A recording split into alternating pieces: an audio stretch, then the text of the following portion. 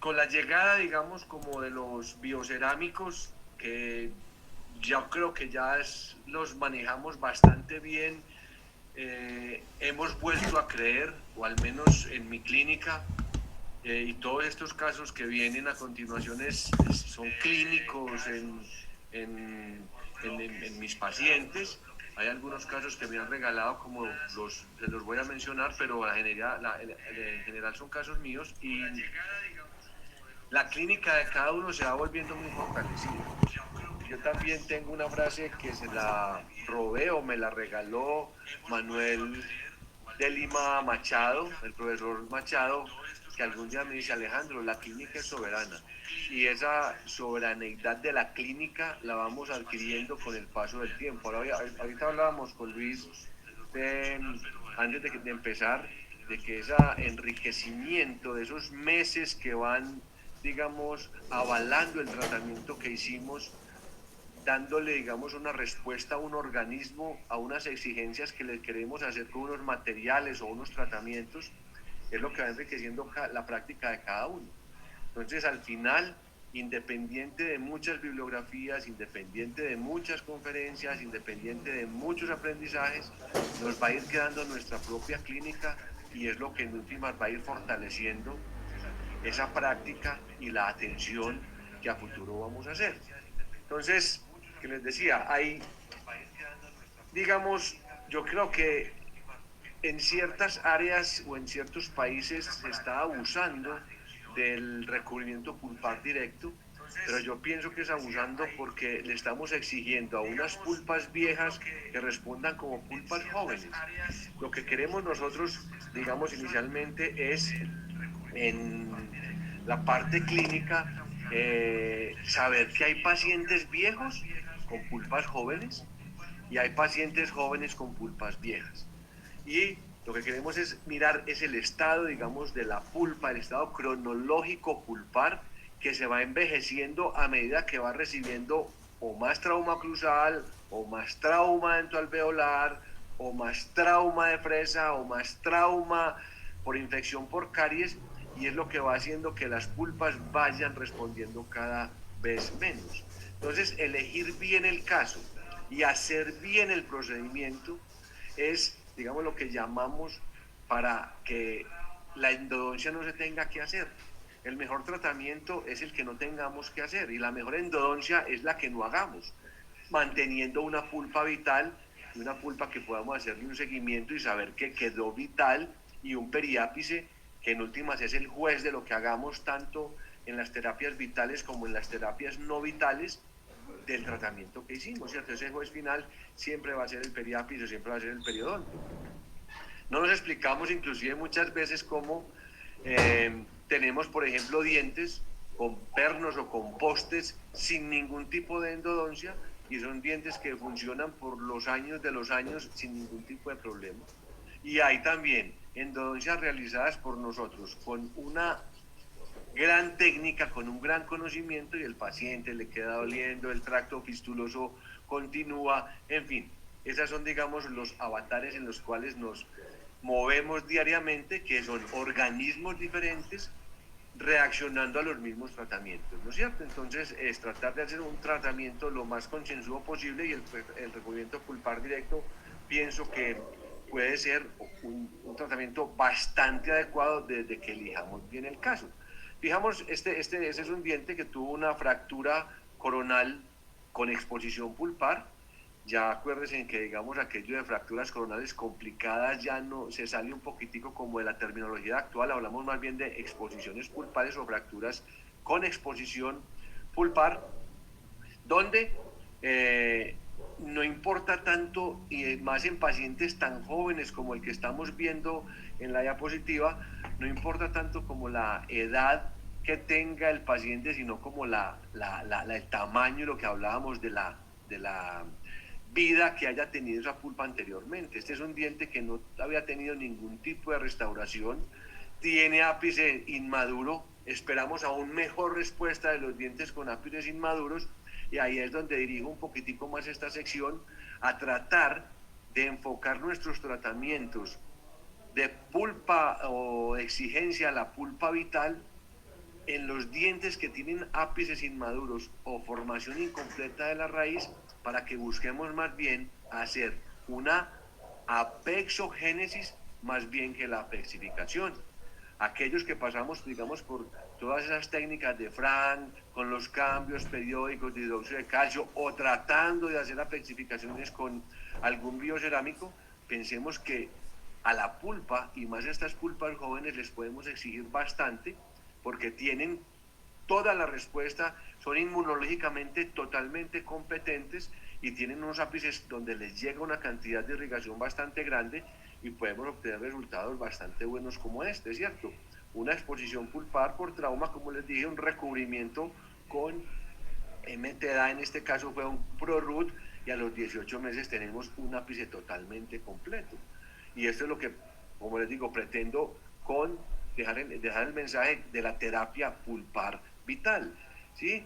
Pulpas o, digamos, pulpas de dientes tan inmaduros como este, como otra vez en 18 meses, y ahí vamos mirando que los 18 meses se repiten porque generalmente hacemos seguimiento 6, 12, 18 y a los 12 vemos si se necesita los 24 o extendemos un poquitico más el periodo del seguimiento, pero vemos cómo estos ápices se van formando y son dientes que van teniendo una terapia pulpar adecuada para poder mantener el diente en la boca. Inclusive hay dientes de estos permanentes jóvenes que puede que no tengan un futuro protésico más adelante, pero partimos de la base también que mantener un diente de estos vital es el mejor mantenedor de espacio que puede existir para un adolescente joven en dentición mixta, ¿cierto? Entonces es importante, muchas veces tenemos unas muelitas como esta, que si hacemos una terapia pulpar vital adecuada,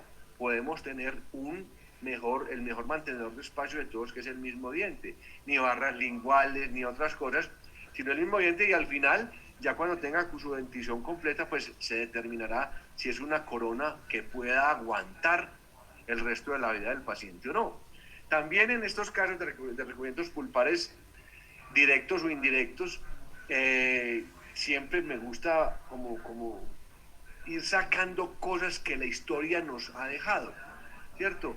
Yo, por ejemplo, sería capaz de hacer una discusión con la utilización del formocresol, ¿cierto? Que algunas personas podrían decir que el formocresol es cancerígeno, que el formocresol, toda la discusión posible que pueda existir con respecto al formocresol, y todavía en ciertos casos lo uso, pero no uso el dical, ¿cierto? O sea, este tipo de hidróxidos de calcio que se utilizan todavía, pero se utilizaban mucho anteriormente, como recubrimientos pulpares indirectos, como base de restauraciones de amalgama, como base de restauraciones de resina, con la llegada de los biocerámicos, vamos viendo que el dical pasa a un plano inferior, a un plano ya más por debajo de lo que estaba anteriormente. Fíjense que eh, el dical va a actuar muy poquito ya cuando ha endurecido, cuando ha tenido su reacción de polimerización, porque él polimeriza cuando se juntan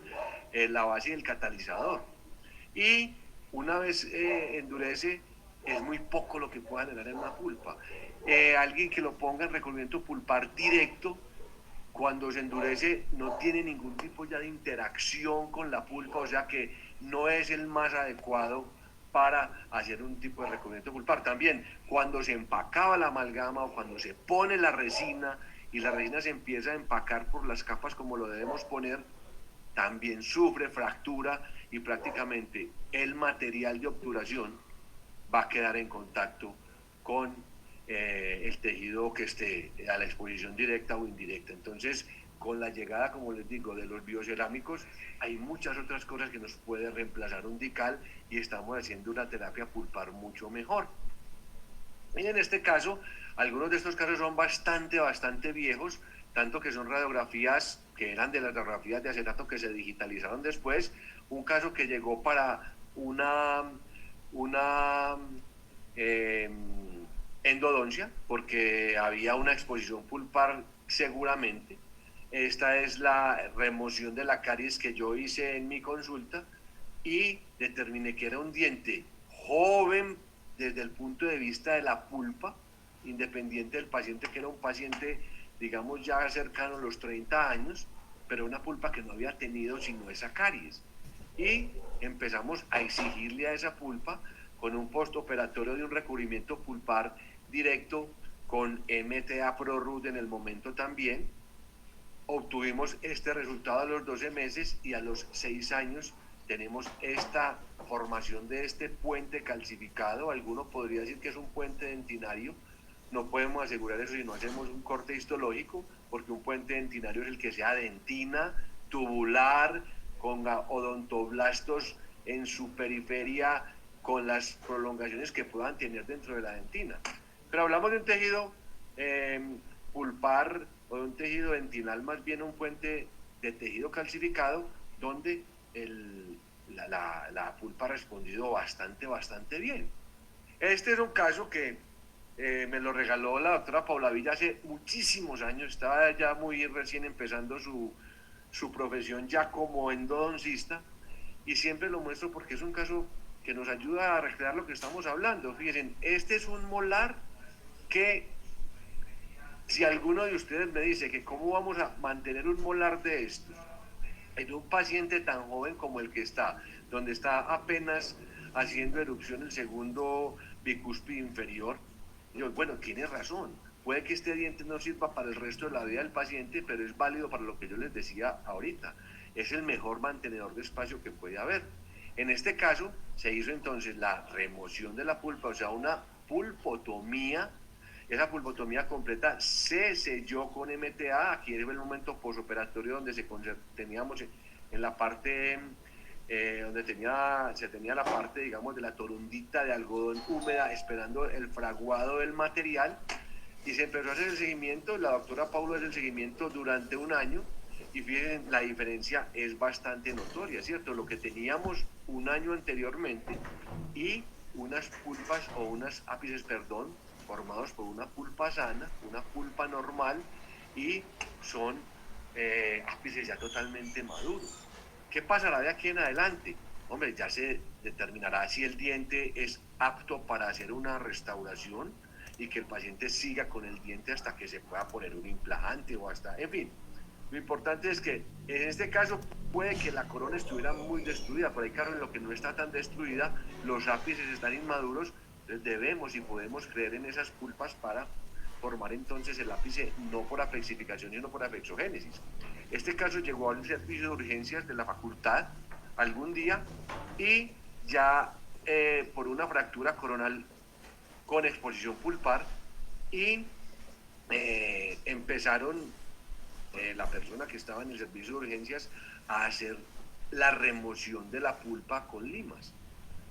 En ese momento yo tomé el paciente, lo atendí yo personalmente en el servicio de ahí de la clínica, y le dije, no, esperemos que la pulpa nos va a responder.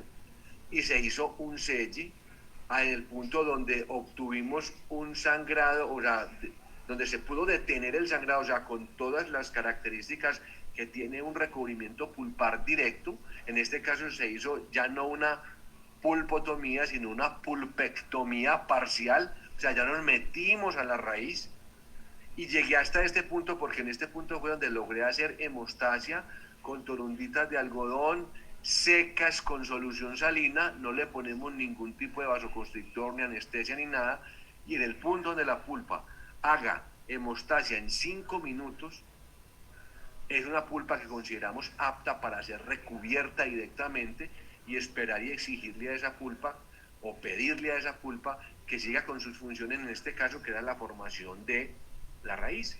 Fíjense que el dientecito vecino, que no tuvo trauma, prácticamente ha tenido un desarrollo similar al que obtuvo el diente que tuvo el trauma, más el recubrimiento pulpar directo, ¿cierto? Entonces son, como les digo, exigirle a las pulpas jóvenes que nos vayan a formar más raíz para que el diente no tenga que llegar a una endodoncia, ¿sí? ¿Por qué es la causa de los fracasos en estos recubrimientos pulpares directos en las pulpotomías o pulpectomías parciales? Hasta hace un tiempo decíamos, no importa tanto el material, lo que importa es el selle marginal.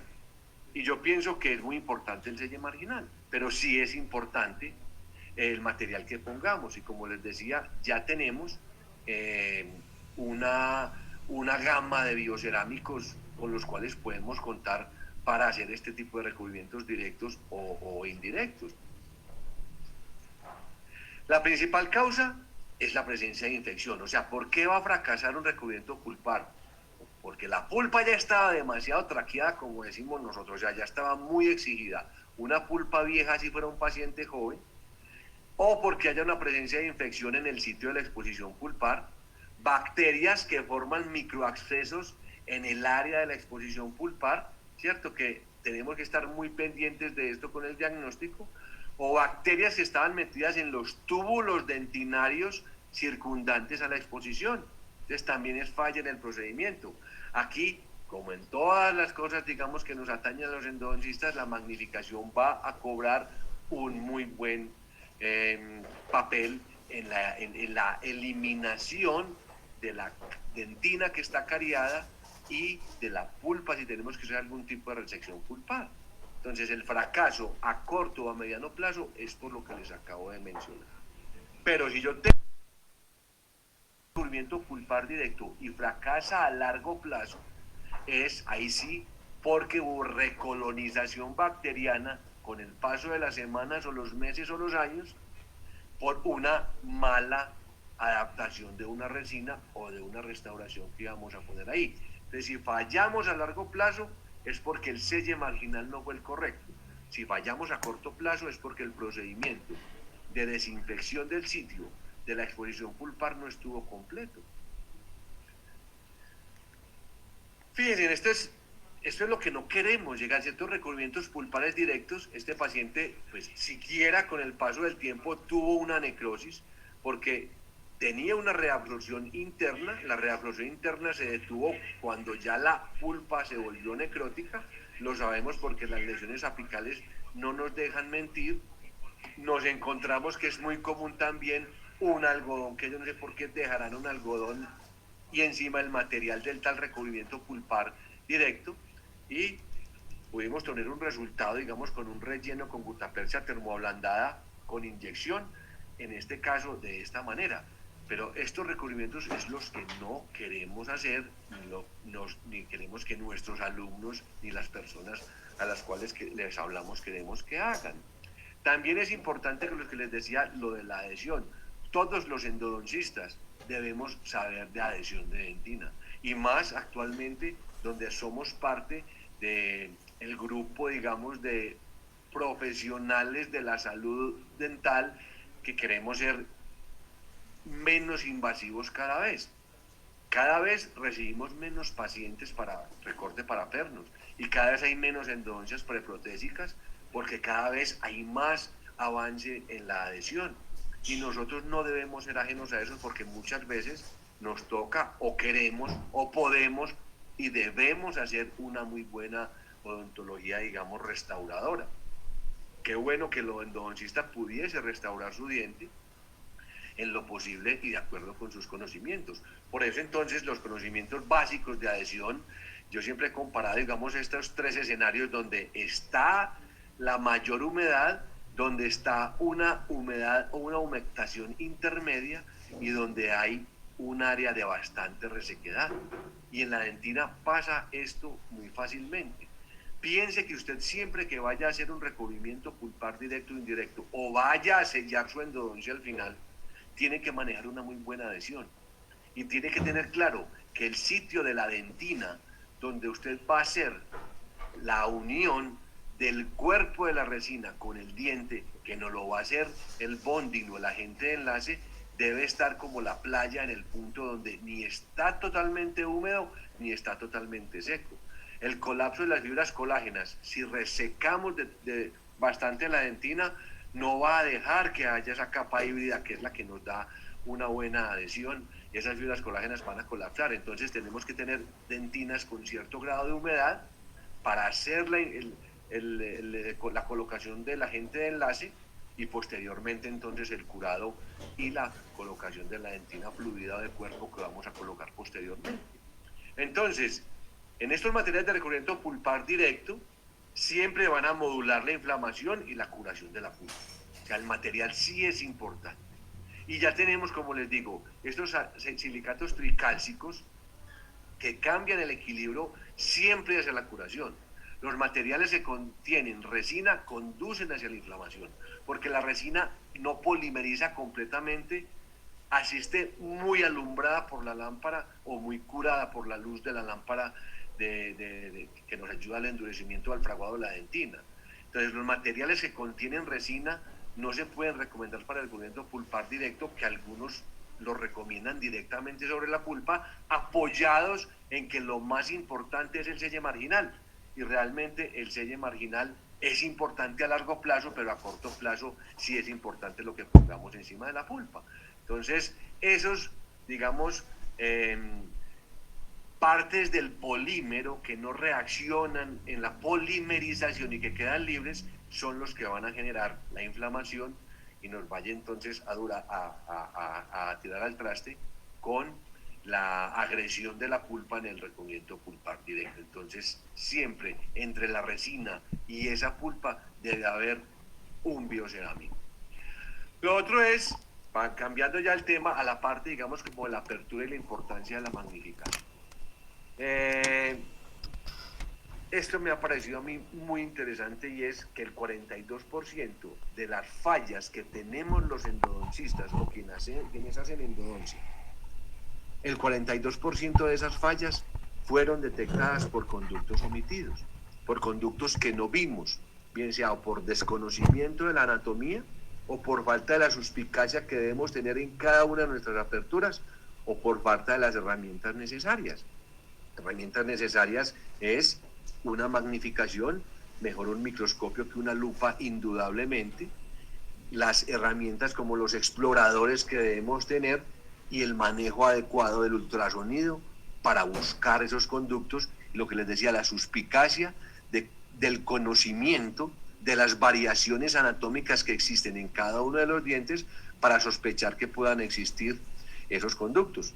Y ni hablar de la utilización entonces de un CBCT, de una tomografía, donde también nos va a esclarecer una cantidad de cosas. Para alguien puede ser bastante, digamos, como escandaloso decir que en cada una de nuestras endodoncias y sobre todo de los molares deberíamos tener un CBCT de nuestro diente. Yo, desde que el paciente económicamente lo pueda hacer, siempre lo hago. En las cirugías es mandatorio tener un CBCT. Entonces es, como les digo, puede ser escandaloso porque muchas veces, o que la radiación, o que el gasto para el paciente, pero en mi práctica trato de que siempre los pacientes tengan la tomografía antes de planear el tratamiento. Lo que les decía como de la suspicacia y cositas que nos pueden ayudar, esto que es tan sencillo y es aquellas áreas, digamos, como que son como espumantes, que tienen esa efervescencia dentro del conducto, siempre nos indica, utilizando hipoclorito de sodio al 5.25%, que ahí hay un segundo conducto, o que ahí hay un conducto, o que ahí hay un istmo al cual debemos tener mucho cuidado. Entonces, siempre tengan presente que donde hay un área, donde hay unas burbujitas, donde el piso está burbujeante, algo hay ahí que tenemos que ir a buscar. Y me gusta mucho algunas puntas de estas Start X, ¿cierto? Que es de Dentsply Sirona, donde tienen 5 puntas, donde la 1 nos ayuda bastante, digamos, como al pulimiento de las paredes. Siempre el ultrasonido va a ser más conservador que una fresa y vamos a poder controlar más la forma que le queramos dar al piso y a las paredes con el ultrasonido que con fresa. Empiezo mis aperturas con fresa y las termino siempre con ultrasonido. Dentro de este grupo de puntas, la Start X, la número 2, me ayuda bastante porque tiene la punta activa a ubicar estos conductos como el MB2, que es el que más comúnmente buscamos, pero entonces puede ser el MB3 o puede ser el DB2, en fin, o a ir descubriendo en cámaras que están bastante calcificadas dónde están los conductos. La número 3, que ellos la venden, digamos, como para iniciar aquellos conductos que están calcificados, me ayuda también bastante a ubicar la entrada del conducto porque es una puntica, que es una punta no activa, pero con el ultrasonido, digamos, de de los satelit, más o menos entre 10 y 12 de la frecuencia, nos va a ayudar a encontrar bastantes conductos. Tienen el Star 4 que es para remoción de postes, el cual yo no lo utilizo mucho, y el 5 que es para terminar, digamos, o pulir el piso de la cámara pulpar, pero como les digo, entre la 2 y la 3 son las puntas que más utilizo de rutina en mis aperturas y en mis endodoncias. Entonces, no queremos, como les digo, estar aparte de una odontología conservadora. Si el protesista está conservando, si el ortodoncista está conservando, si el periodoncista está conservando, el endodoncista también debe hacer una endodoncia conservadora. ¿Y en qué es conservadora? Conservar lo que hablábamos ahora, la menor cantidad de endodoncias, porque el mejor tratamiento es el que no se haga, unas aperturas conservadoras y una conformación de conductos también conservadora, que es lo que sigue en este bloquecito. Así donde están estas rayitas azules es donde, como sería lo que nos mencionaban los libros de la forma de comodidad y forma de conveniencia, quitando la totalidad del techo de la cámara pulpar, quitando los cuernos pulpares, porque en ese sitio de los cuernos pulpares se alojaría pulpa necrótica y nos ayudaría a una reinfección después o a hacer una pigmentación de esa corona.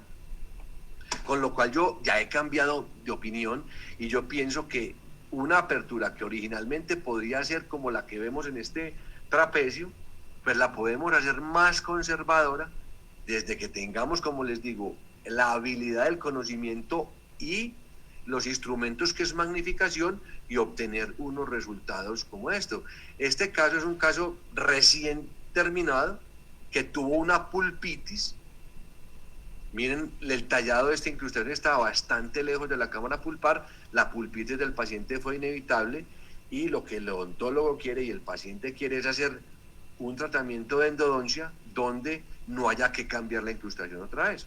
Entonces, con aperturas bien pequeñas y con una irrigación suficiente y el manejo, digamos, de estos cuernos pulpares, eliminando los restos de pulpa que puedan quedar allá, que hablando de irrigación sería el hipoclorito de sodio al 5.5%, que lo utilizo en todos los casos, nos ayuda a la dilución de este tejido orgánico y a obtener entonces cámaras pulpares limpias y cámaras pulpares que son mucho más conservadoras para que la endodoncia pues no necesite menos posibilidad de una corona completa, menos posibilidad de incrustación y más utilización de las resinas o la amalgama si ustedes la utilizan todavía.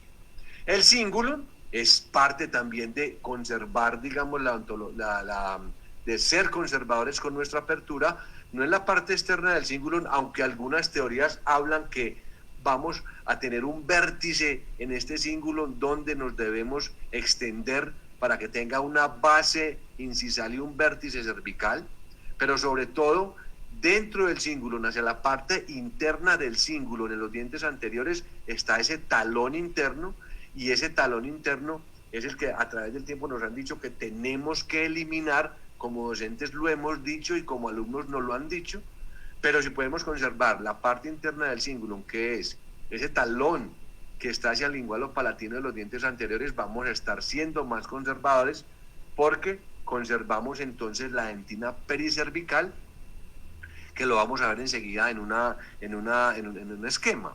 Entonces, fíjense en este caso yo lo atendí en 2013 porque vino con una necrosis pulpar, este paciente tenía una reabsorción externa, por muchas razones no se pudo, digamos, o no se ha podido, porque todavía lo estamos viendo, hacer la cirugía porque la mamá se opone, que el diente, bueno, en fin, eso es una cosa de manejo de los padres de este paciente, pero mi recomendación hubiese sido hacer un tratamiento, digamos, quirúrgico para esta reabsorción. En fin, hicimos la endodoncia, este es el posoperatorio, y se empezó a hacer un seguimiento a los 2 años, a los 4 años, y ya a los 5 años vemos como el diente contiguo tiene una necrosis pulpar con lesión apical. ¿A qué va esto? A que Esta era la apertura mía en el 2013, con todas las de la ley que el doctor Ingle nos dice, que el doctor, con los libros de texto.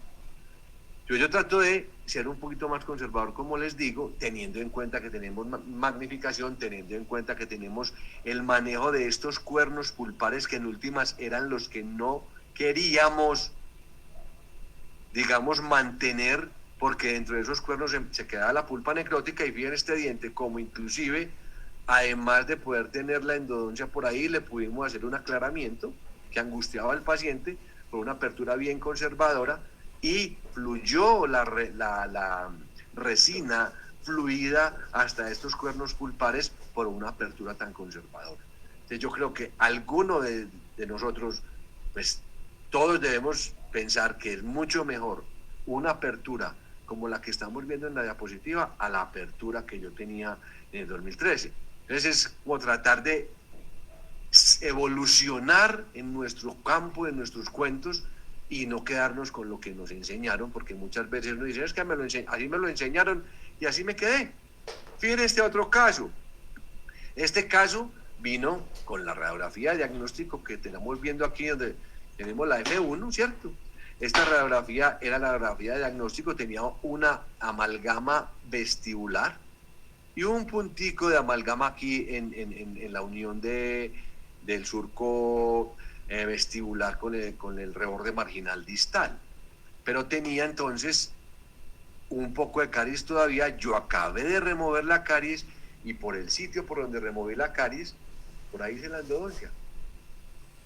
Si yo con una buena magnificación, si yo con un buen instrumental puedo hacer una endodoncia de este tipo, tengan la plena seguridad de que no voy a intervenir ningún puente dentinario y que digamos, la parte del arco, que es el techo de la cámara pulpar, me va a dar una solidez estructural, y simplemente con una resina o una amalgama yo voy a poder sacar adelante este molar.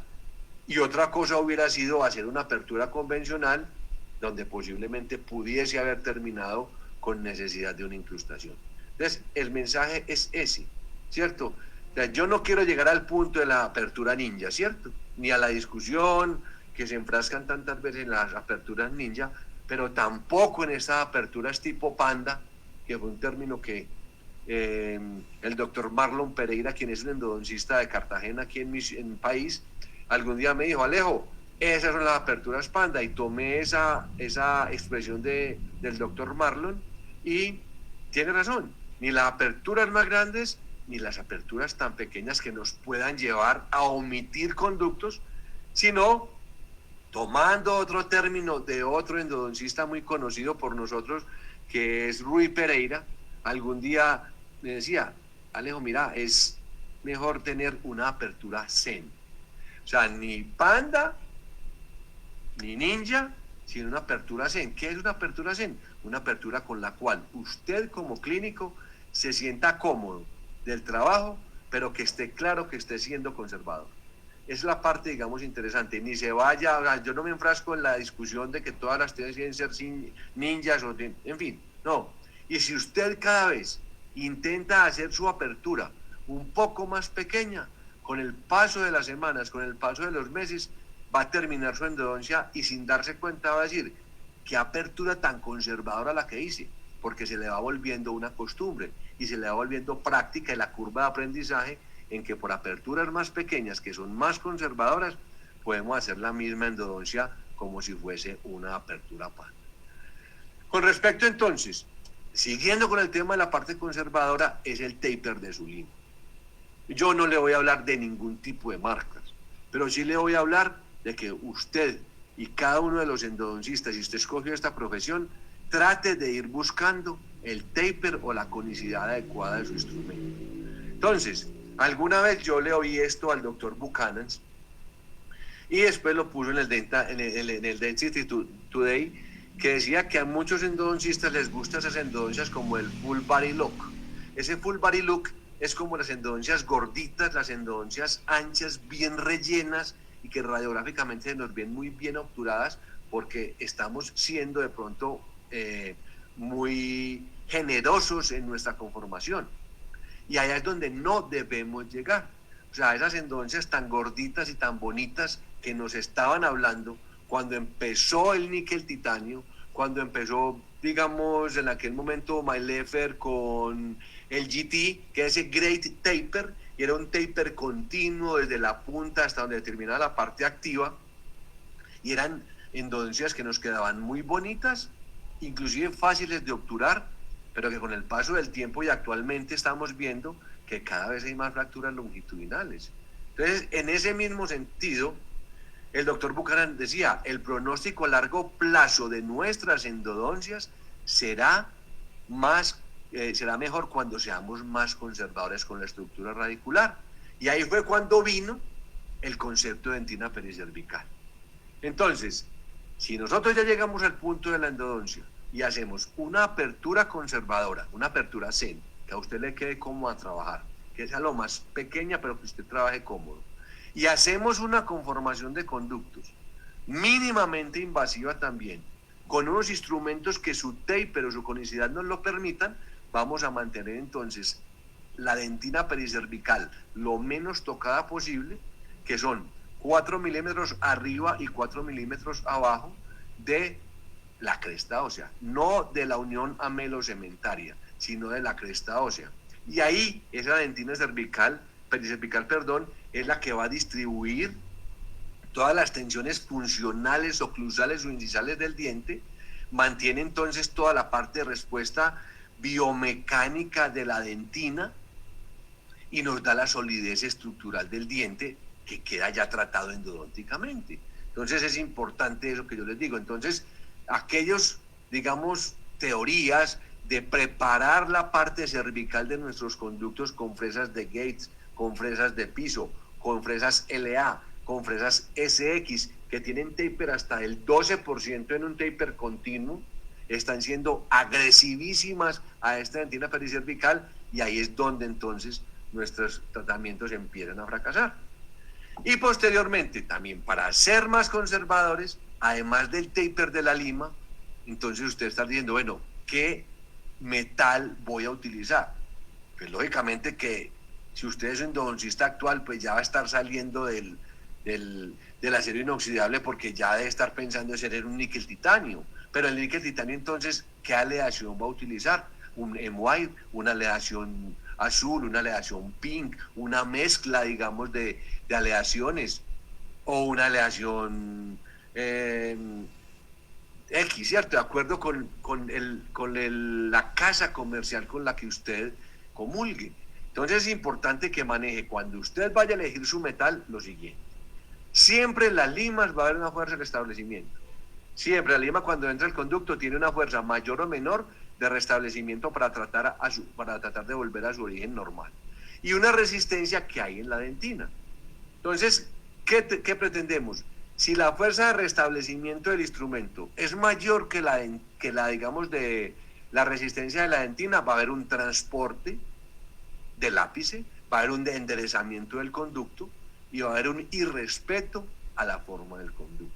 Nosotros debemos mantener las formas de los conductos, solamente los debemos desinfectar y ensanchar lo mínimamente posible. Pero si usted tiene una fuerza de restablecimiento que es menor que la resistencia de la dentina, ahí sí va a estar respetando las curvaturas y va a estar respetando la forma del conducto como debe ser. ¿Qué podemos entonces? ¿Endurecer la dentina? No, pero sí podemos ir obteniendo aleaciones que sean más flexibles. Esta aleación, por ejemplo, es una aleación del True Anatomy, es un sistema que a mí me cautiva bastante. O sea, las aleaciones Gold a mí me encantan porque son aleaciones que tienen menos fuerza de restablecimiento. Y son aleaciones que nosotros podemos precurvar en frío o precurvar a temperatura ambiente. Fíjese qué pasa, digamos, con este instrumento small del sistema True Anatomy de Dentsply Sirona. Una vez yo lo enfrío, donde yo quiera que él se queda ahí y no se endereza más. Si yo lo quiero enderezar con los dedos, él vuelve y se endereza molecularmente, él se reorganiza y ya eso es lo que va a pasar dentro del conducto. Y fíjense, si yo lo pongo dentro del conducto precurvado, como les digo, en frío o a temperatura ambiente, hasta donde lo pueda precurvar, pues voy a trabajar en el conducto y una vez está en el conducto se reorganiza molecularmente y vuelve y sale en su posición original. O sea, esa reorganización molecular por la fricción o porque nosotros le hagamos, digamos, con los dedos, va a ocurrir en estas aleaciones que son doradas. O sea, busque una aleación que sea bien, digamos, que tenga una menor fuerza de restablecimiento que la fuerza de la dentina, y así va a lograr un respeto de los conductos. Miren, por ejemplo, lo que sigue. Esta es una aleación de M-Wire, que es muy buena, digamos, es una generación anterior a las aleaciones Gold, pero estas aleaciones no se pueden precurvar en temperatura ambiente, y si yo las precurvo con frío, en este caso con un endo-ice o con un dentocool, al volver a la temperatura ambiente, tratan de volver a su posición original. O sea, tiene una fuerza de restablecimiento mayor que las aleaciones Gold. ¿Cuál es, digamos, la propuesta? Es que usted utilice un menor taper en sus limas, busque una casa comercial que le obtenga, que le dé unos taper variables, que le dé taper decrecientes y que le dé una resistencia, digamos, una fuerza de restablecimiento menor a la fuerza de resistencia de la dentina. Y va a estar haciendo una endodoncia bastante adecuada, bastante conservadora y manteniendo la dentina pericervical. Este fue el caso que vimos ahora anteriormente, ¿cierto? Cuando hablábamos de la apertura. Yo en una apertura tan pequeña como estas no tengo ningún problema con cualquier sistema de conformación en entrar al conducto distal. Pero ¿qué va a pasar en los conductos mesiales? En los conductos mesiales, como la apertura es tan pequeña, como no tengo forma de comodidad, porque lo que quiero es ser muy conservador del techo de la cámara pulpar, ningún instrumento diferente a ciertas aleaciones, que es lo que yo lo impulso a usted a buscar. ¿Cuál aleación es? En este caso yo le digo, mis aleaciones indicadas o las que yo prefiero son las aleaciones Gold, la del Pro Taper, la del True Anatomy, perdón, y la del Wave One Gold, que son aleaciones que se dejan precurvar como les mostré en el video anterior, o manualmente o con el frío, y hacer lo que pasa en este video. Ya, si yo la precurvo, voy a entrar fácilmente a los conductos de mesial. Al poner en marcha el motor, en la entrada del conducto, no más abajo para que no se me vaya a fracturar la lima, en la entrada del conducto, él se reorganiza molecularmente, como les digo, y podemos hacer la conformación. Y lo que decíamos ahora, voy a tener la posibilidad de hacer una endodoncia mucho más conservadora. Y estas, digamos, son las endodoncias del full body look, donde se veían esas endodoncias bien gorditas, bien bonitas, como les decía, están muy fáciles de obturar, pero eran las endodoncias que tenían este tipo de problemas. Este video me lo regaló el doctor Sergio Kutler alguna vez en una reunión que estuvimos, y es lo que pasa en estas raíces mesiales, ¿cierto? Que tenemos estas fracturas longitudinales, inclusive molares, que tienen pernos en palatino o pernos en distal, o postes o elementos metálicos o otros elementos de retención intraradicular, se fracturan más las raíces mesiales porque estamos siendo muy agresivos con la conformación. Entonces, es importante que tengamos esto en cuenta, ¿cierto? Y siendo todavía entonces también conservadores con las estructuras, pues si yo tengo conductos muy estrechos, voy a necesitar también algún tipo de aditamento para hacer mi irrigación, y ojalá sea con presión negativa. Yo no les voy a decir ni cuál irrigación, ni entrar, simplemente con la irrigación que usted pretende hacer, si es clorexidina, si es algún detergente, en fin. Justo ahí, Vamos, doctor. ¿cierto? Sí. Listo, entonces nos habíamos quedado más o menos por acá, Sí. donde lo que queríamos, digamos, como ilustrar es en tener una cánula bien pequeña, en este caso una Irriflex, donde alcanzamos entonces a ver cómo se va yendo el irrigante, desde la cámara pulpar hacia la parte interna del conducto hasta donde está la punta de la canulita o el irriflex en este caso. O sea, que el irrigante recorre con gran velocidad todo el conducto sin peligro de que haya extravasación de irrigante y se puede poner bastante volumen de irrigante. Les decía ahora que hay más o menos en promedio yo me gasto 60 mililitros de hipoclorito de sodio por molar y más aún si tenemos lesión apical porque tenemos posibilidades de eliminar barro dentinario y de eliminar también el biofilm que pueda existir en las paredes o en los túbulos o en la parte de conductos accesorios. Este es un caso de un paciente que va a necesitar un implante acá, tiene la lesión apical, mira la lesión apical es bastante grande y con este sistema de irrigación lo que obtenemos es limpieza de estos conductos. Ya lo hemos discutido mucho y no necesariamente porque exista una fluidez del cemento por estos conductos laterales o accesorios es que vamos a tener un éxito. Lo importante es que sí se limpien esos conductos laterales accesorios y eso es lo que logramos quitando el barro dentinario para que el hipoclorito o el irrigante pueda entrar a esos sitios y posteriormente ese implante se pueda poner más rápido. Fíjense, entonces este es digamos como el objetivo. Antes teníamos o yo me sentía muy orgulloso de estos casos, ya me siento orgulloso de estos casos y ahí es donde les dejo digamos como el mensaje de utilizar limas de un taper menor, de un taper que esté cercano al 4 como lo tienen algunos sistemas ya en el mercado, ¿cierto? Salirnos de estos sistemas de 8, salirnos de los sistemas de 7 y a un taper más cercano a 4, inclusive pretendería yo y es mi ilusión llegar a un taper de 3.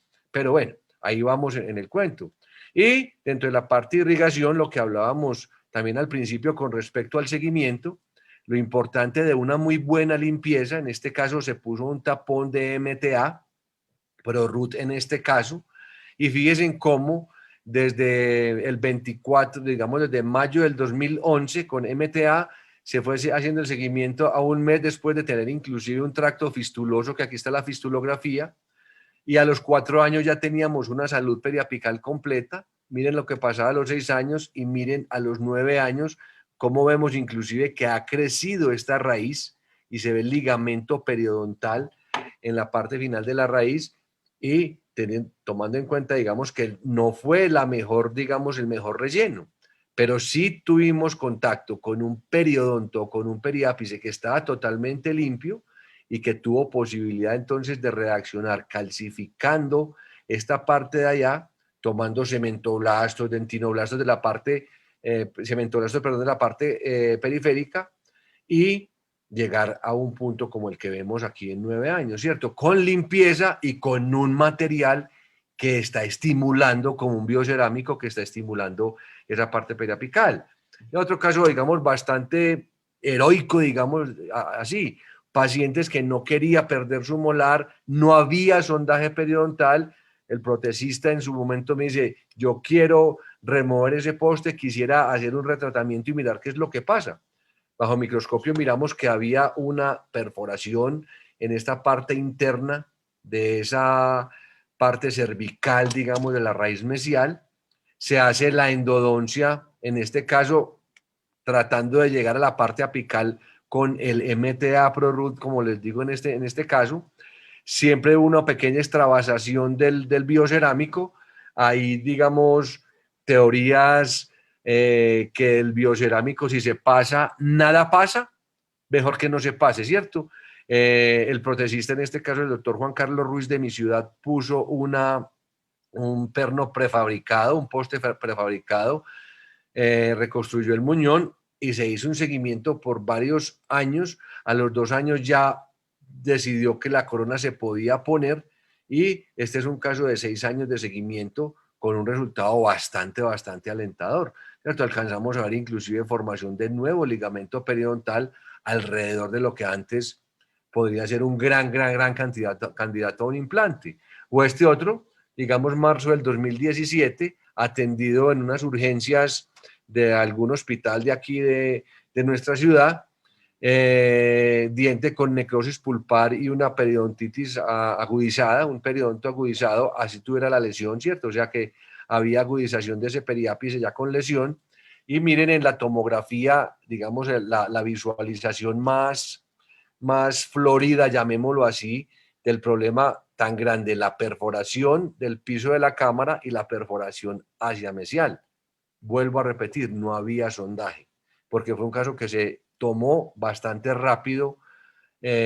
Con una buena magnificación logramos hacer una endodoncia convencional con un cemento, en este caso un cemento resinoso, y la colocación de de fragmenticos de colacón, que es un colágeno de Botis, ¿cierto? Para tratar de que no se nos extravasara mucho el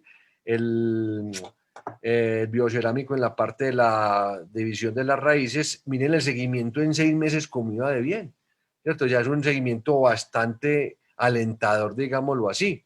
11 meses y ya en los cortes tomográficos, ya los 11 meses, miren dónde está el corte, dónde está la línea roja, donde está el corte de la tomografía en estas vistas, ya hay formación de hueso donde antes no había. Esta es la radiografía periapical de los 11 meses, que se ve bastante bien. 18 meses, y hacemos exactamente lo mismo. ¿Cierto? 18 meses la lesión distal está mucho menor, y este caso lo pudimos seguir hasta los 2.6 años. La paciente siempre ha estado difícil de volver por culpa de la pandemia, pero fíjense cómo ya tomográficamente tenemos ligamentos periodontales y una cresta ósea sana en este sitio de la parte mesial. Está restaurada con una incrustación, pero son, como les digo, casos que nos dan vía para seguir adelante. Trauma. En la parte de los casos de trauma dentoalveolar, fíjense, en este caso la fractura coronal con exposición pulpar, ya no... Caso muy simpático porque alguien me han hecho la pregunta, pero si ese diente tenía una lesión apical, ¿usted cómo pretendía hacer un recubrimiento pulpar o una pulpectomía parcial en este caso? Y resulta que se acuérdense que en los dientes que están inmaduros, fíjense que en el lateral también pasa, ellos tienen una zonita periapical que es inherente a la formación o al sitio donde se está formando la raíz. Eso no es una lesión apical, ese es un diente que estaba vital. Este lo tomamos en marzo del 2007, se hizo esa pulpectomía parcial con MTA y se hizo, en este caso fue un paciente remitido, lo remití a que le hicieran la resina de este compromiso, que había una fractura coronal sin exposición pulpar. Empezamos a hacer el seguimiento.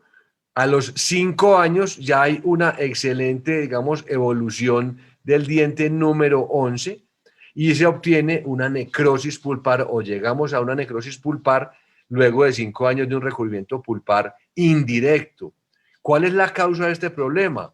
Alguien me dice, no, la causa del problema es que la resina no fue la adecuada, que hubo una liberación química de los polímeros, en fin, en este caso, vamos a lo que hablábamos al principio.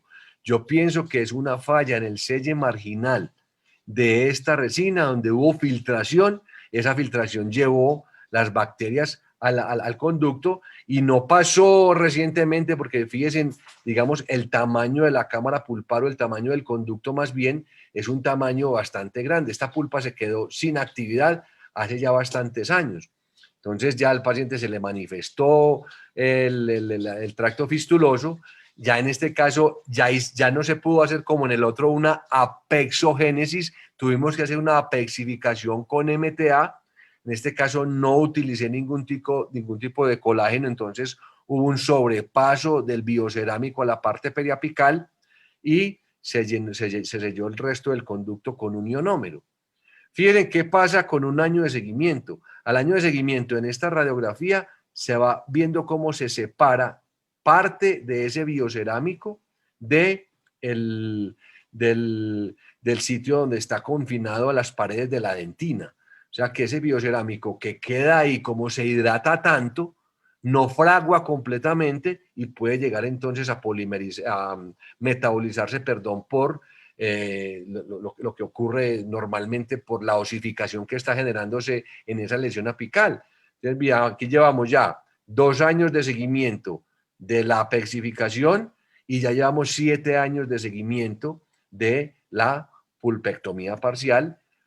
Durante todas las radiografías ha habido esta imagen, que esta imagen es como un supernumerario que el paciente tiene ahí, pero fíjense cómo ya con 11 años de 10 años de seguimiento en el 11 y 5 años de seguimiento en el 21, ya no hay ninguna traza, digamos, del biocerámico que se me sobrepasó la parte apical y tenemos unos periápices sanos. Lo pude seguir hasta el 2018, 11 años de seguimiento. Algunos de dirán, pero entonces aquí se calcificó todo el conducto. Estábamos así, sí, se calcificó todo el conducto, pero es mejor este conducto calcificado con un periápice totalmente sano y una raíz completamente formada que lo que teníamos en marzo del 2017, 11 años atrás. O en el 21, 6 años de seguimiento, ya este paciente tiene 2 coronitas completas porque siempre estéticamente estuvo bastante comprometido, también tuvo ortodoncia, como ustedes lo vieron en el curso del tratamiento, y desde el 2012 hasta el 2018 ya tenemos un caso bastante seguido, bastante bueno en sus resultados clínicos también. Otra, que es, digamos, el mensaje que quiero dejarles con esto, es las reabsorciones internas o externas que se nos puedan presentar. Este caso en el 2011, remitido por el doctor, un ortodoncista de mi ciudad, quien es el doctor Diego Rey, y el dilema será externa, será interna, en fin. Pero empezamos a pensar que el diente se podía mantener. Entonces, este diente, basados en los artículos, digamos, como el que les estoy presentando acá, que está en Quintesencia, donde hay tratamientos de estas reabsorciones invasivas cervicales utilizando el ácido tricloroacético. Muchas veces, si es necesaria la parte quirúrgica, si está muy externo o si no se necesita la parte quirúrgica, se trata totalmente interno, como fue en este caso. En aquella época, en el 2011, yo todavía no tenía, digamos, acceso a un CBCT que hubiera sido muy útil en este caso. ¿Y cómo es la utilización entonces del ácido tricloroacético para la ayuda en el tratamiento de las reabsorciones internas o de cierto grado de reabsorciones cervicales que podamos tener? Y es con un aplicador o con una torunda, una bolita de algodón, se pone entre 1 y 5 minutos el ácido tricloroacético. Ese ácido tricloroacético tiene una concentración del 85 al 90%. Este ácido tricloroacético lo hacen en las farmacias donde nos hacen preparados. Usted le puede preguntar a si no tiene conocimiento de esto y quiere, digamos, explorar este tipo de tratamiento, le puede preguntar a algún dermatólogo conocido que ellos lo utilizan para quitar lo que comúnmente se ha llamado pues como las verrugas, ¿cierto?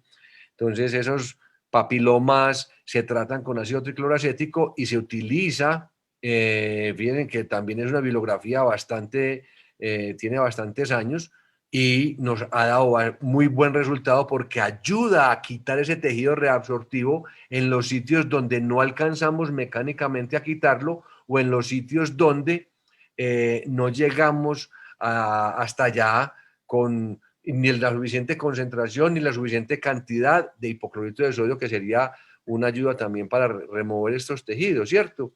Este tricloroacético es bastante cáustico, entonces por eso nos ayuda a remover este tejido, siempre con dique de goma, siempre con el paciente cubierto con campo operatorio, porque estos son los ácidos que utilizan para destrozar la cara a la gente, eso donde cae en la piel, una piel sana, pues la va a lesionar bastante. Se lava con solución salina, se repite la aplicación si vamos viendo que esto, pues idealmente debe ser con microscopio, si vemos que todavía hay algún tejido sangrante, se puede repetir. Si no es suficiente la cita, podemos dejar un hidróxido de calcio en esa cita y seguir con una segunda aplicación del tricloroacético en una cita posterior cuando las reabsorciones son bastante extensas, como en este caso de esta paciente que la tomamos cuando ella tenía 11 añitos.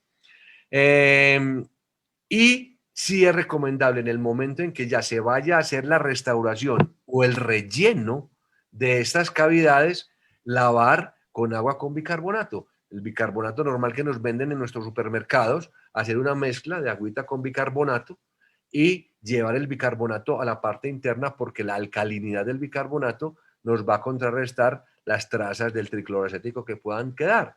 Entonces, fíjense en este caso cómo logramos remover bastante, porque si este MTA logró fluir hasta allá, es porque ahí no hay tejido duro. Fíjense que también quedó alguna parte sin remover. Y empezamos a hacer el seguimiento de la paciente. 2 años, en 2013, 3 años en el 2014, y la logramos llevar 5 años hasta los 9 años en el 2020. Y fíjense en cómo ya en las películas que logramos tomar del CBCT o de la tomografía, en la periferia del diente está bastante bien, ¿cierto? Así no hay ningún tipo de lesión periapical, así haya habido comunicación con el periodonto. Fíjense en esta parte donde hay inclusive formación de hueso alrededor de este diente.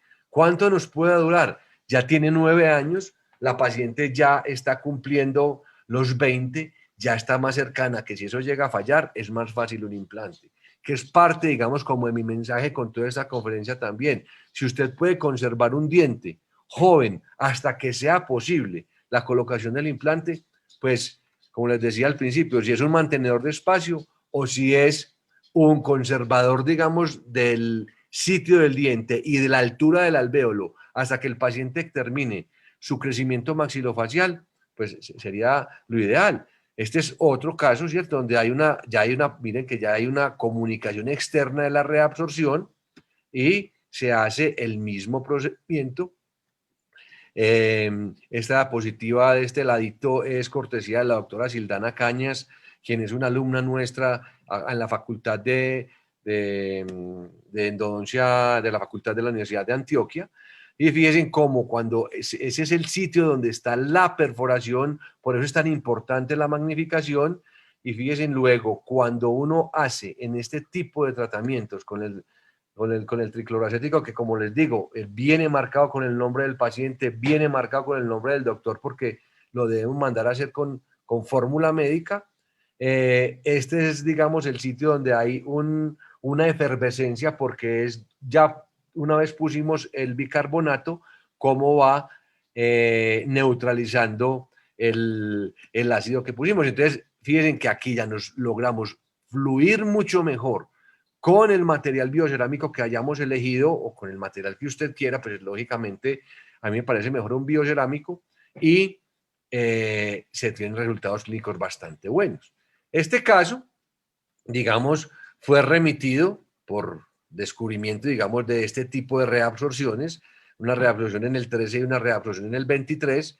Esta es la reabsorción del 13, donde tomográficamente no había comunicación con el periodonto, por lo tanto se trató con ácido tricloroacético, una endodoncia convencional, ácido tricloroacético y Biodentin o Biodentine de Septodont, y posteriormente una colocación de una resina. Y en el 23, como ya era más distinto, viene la reabsorción ya donde estaba, ya había comunicación con el surco, también se trató con una cavidad reabsortiva invadida por hueso, o sea, no había tanta, digamos, como reabsorción inflamatoria, sino que había como una reabsorción, digamos, por reemplazo.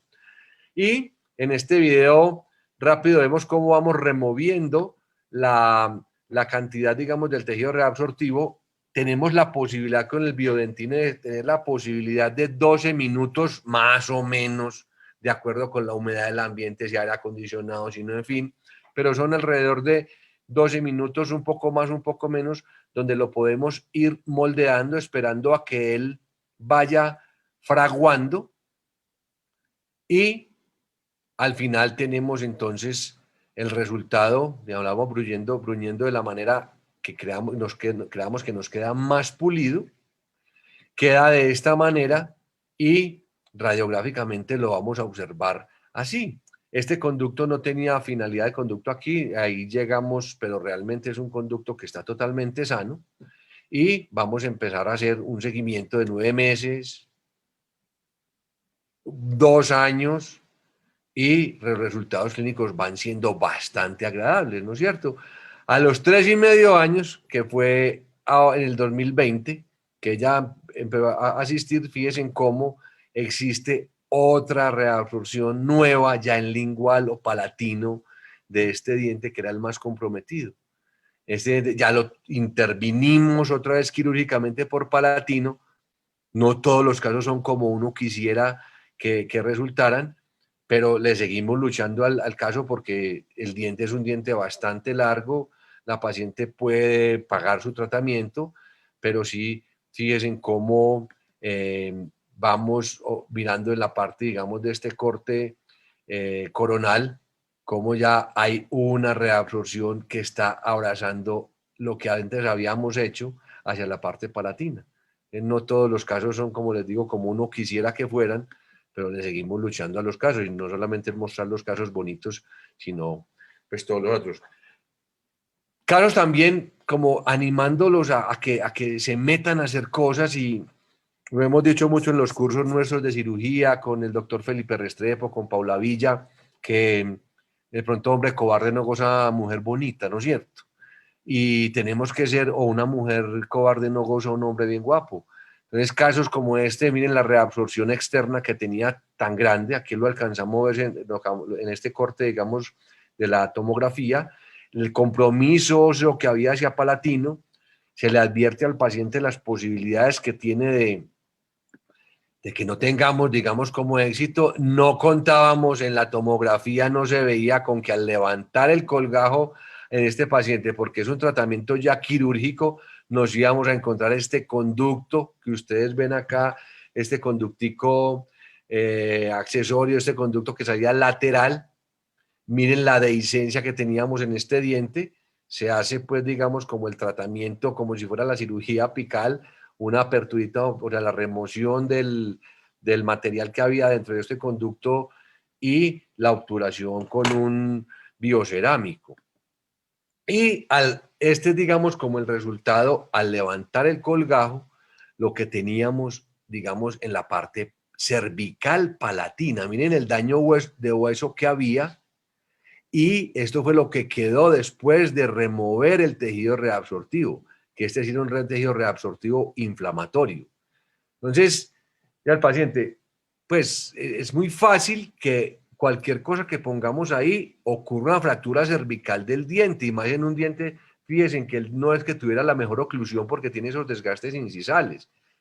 Yo paro la cirugía, le digo que pues, tengo ciertas opciones de ponerle un poste, entonces hago la apertura, pongo el poste de fibra de vidrio, se sella el área cervical. Soy amigo de sellar estas áreas cervicales con resina, si es posible la resina fluida o si no una resina pues convencional. La resina fluida fluye por todas estas entraditas, digamos, o las irregularidades de la reabsorción. Vamos haciendo una polimerización, digamos, más fácil porque son resinas bulk. Estas resinas bulk permiten la polimerización en 4 milímetros, entonces tenemos que hacer menos incrementos de la resina y la resina se puede pulir con una fresa de pulir de corte liso posteriormente. Hay algo que les quiero advertir y es cuando usted hace esto y rellena con resina y pule, en otra cita o en esa si puede, usted debe remover la parte de poste de fibra de vidrio que queda en contacto con la boca, porque todas esas fibritas de la fibra de vidrio, las microfibras que están por dentro, van a permitir filtración de saliva, filtración de bacterias y el poste se va a ir contaminando. El poste no puede quedar en contacto con la cavidad oral. Debemos hacer una pequeña cavidad donde está el poste y tapar esa cavidadcita como si fuera una cavidad clase 1 con resina. Y este es el resultado a los 8 días. Yo hubiese querido que esta sutura, digamos, acá en esta papila no me hubiera quedado tan plana, porque aquí siempre, digamos, una solución de continuidad, pero estéticamente, pues esto es lo que obtuvimos en el paciente. Esta es la radiografía postoperatoria y esta es la radiografía de 6 meses de evolución. Por seguridad y por, digamos, porque el diente siempre quedó un poquito, no mucho, pero sí quedó un poco móvil, decidí ponerle una férula con un alambre de ligador entorchado 4 veces, soportado por resina. El paciente ya debe tener cita en estos días para evaluar la necesidad de quitarle la férula y hacer el seguimiento. Alguien del auditorio puede decir, doctor, yo preferiría haberle hecho un implante. Tiene toda la razón, toda la razón. Simplemente son opiniones clínicas que uno deja en estos foros y que a algunos le pueden servir. También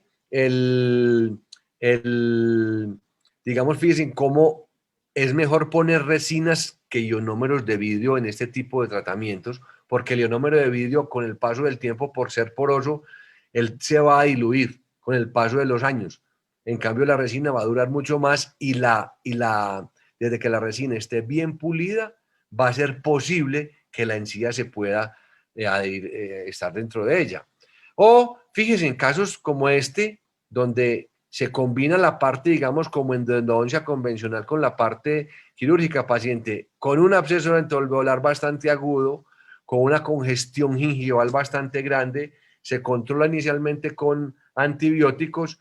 En las tomografías vemos como hay luz de conductos, o sea, conductos que no se trató bien. Este conductico tiene una sobreobturación. Eso no es motivo de un retratamiento, ni mucho menos ni de cirugía, pero es del caso mostrarlo. Entonces, fíjense cómo este era un conducto, el conducto distal y el conducto mesial. Sobre todo en este conducto mesial había fallas de obturación, como lo alcanzamos a ver acá. Entonces, ¿por qué les digo que es combinado? Porque hicimos un tratamiento combinado de los conductos quirúrgicamente, quitando la mayor cantidad, pero la total cantidad, digamos, del granuloma o el tejido granulomatoso que había ahí. Siempre chequear muy bien con los microespejos y ahí donde viene a tomar visualización, importancia la visualización con el microscopio. Secamos muy bien un conducto y otro conducto. Y en este caso, decidí obturar la totalidad del conducto con biodentina, con un léntulo que me va llevando la biodentina como me la entregó el amalgamador, ¿cierto? También he visto de pronto en algunos grupos discusiones de que la biodentina, que cómo se hace para que rinda. Yo no soy partidario de partir la cápsula de la biodentina en pedacitos, y algunos dicen que manualmente lo mezclan con el líquido, en fin. Yo pienso que hay que hacerle caso a la casa comercial. Y también otro dicho muy común, que el que tiene para el whisky tiene para el hielo. Entonces se gasta uno la cápsula completa del biodentine, pues igual le va a sobrar generalmente mucho, pero la composición del material queda muy buena, como ustedes la alcanzan a ver acá. Ahí está en la entrada de los dos conductos. No tuve tiempo, digamos, para hacer la resina en el momento, entonces puse un teflón, una cintica de teflón de las que se utilizan en plomería, una obturación provisional con coltosol, y también quería en el postoperatorio mirar que la biodentina se hubiera fraguado bien. Posteriormente ya se puso la resina en la segunda cita, la cita de recibir las suturas. Este fue un caso donde, por del daño de hueso tan grande que había, por los parámetros que manejo, digamos, en la parte de cuándo poner un injerto óseo, un sustituto óseo, lo hice así. Como tenía todavía cresta ósea, no pusimos membrana, y el resultado este fue el resultado en el postoperatorio, bastante bueno el postoperatorio en el retiro de las suturas. Y fíjense a los 12 meses cómo va el caso. Entonces, es un caso que va bastante bien. La doctora Jenny Guerrero, no sé si estará en el auditorio o no, ahorita vi que por ahí estaba. De pronto me podría decir: Alejo, aquí te falta todavía remover gutapercha. Y tiene razón, aquí quedaron trazos de gutapercha del tratamiento anterior, que en un buen retratamiento no deberían haber quedado, porque este no es la radiopacidad de la biodentina. La biodentina tiene forma radiopaca, la radiopacidad es como la dentina, pero afortunadamente lo llevamos a los 12 meses, va a un caso bastante agradable.